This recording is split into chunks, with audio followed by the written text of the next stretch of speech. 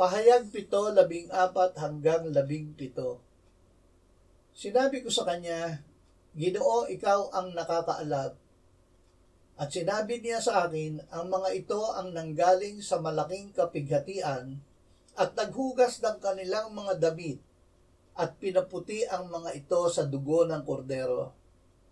Kaya't sila'y nasa harapan ng trono ng Diyos at naglilingkod sa Kanya araw at gabi sa Kanyang templo, at siyang nakaupo sa trono ay kakanlungan sila.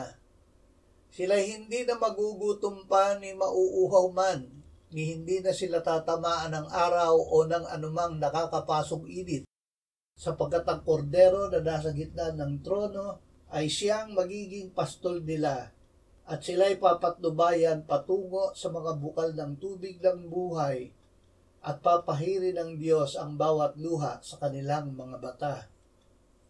Ang kordero ay ating pastol.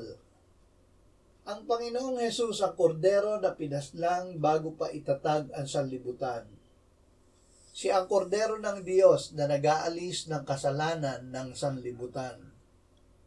Sa pamamagitan ng Espiritu Santo ay inihandog niya sa Diyos ang kanyang dugo na walang dungis upang linisin ang ating budhi mula sa mga gawang patay upang maglingkod sa Diyos na buhay.